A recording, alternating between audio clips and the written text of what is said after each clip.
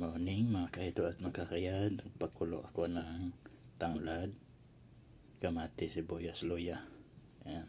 Magsabaw tayo ng isdang tulingan. Ayan yung sabawan natin mga kaidol at mga kakayad. Tapos yung halo natin ay gulay na alokbati. Ayan. Lagay na natin. Ayan. Lagay na natin yung isda pang ito ay masarap sa panahon na sa taglamig. Ayan. Yan mga ka-idol, antayin na lang natin maluto yan. Tapos timplahan natin mamaya at bago ang gulay. Alright. Alright, ayan na mga ka-idol. Lagyan na natin pampalasa. Tikman muna natin. Wow. Sarap ng lasa. Maglagay tayo konti ng patis. Ayan, konting patis lang mga ka-idol.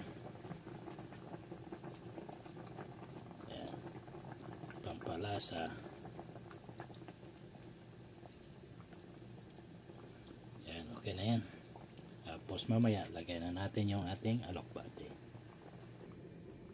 Yan, tikman natin mga kaidol. Yan.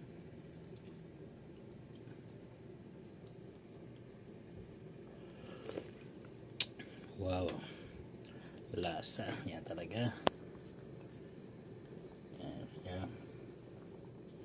Lagay na natin yung ating alokbati. Ayan o, marami yan. Wow, mas tostansya at gamot sa taglamig ng panahon dito sa Saudi mga kaidol. Ayan, lubog lang natin. Madali na lang maluto ito mga kaidol at mga karyad. Ito ay simpleng luto lang. Nagpakulo ako ng tubig na may luya, tanglad, saka kamatis, sibuyas. Ayan. Sabay lagay ng isda na tulingan.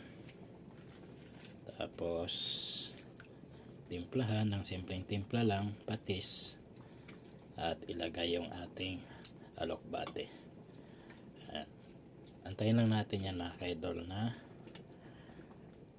maluto yung ating gulay at okay na yan. Takpan ko muna mga kaidol at mga karyat.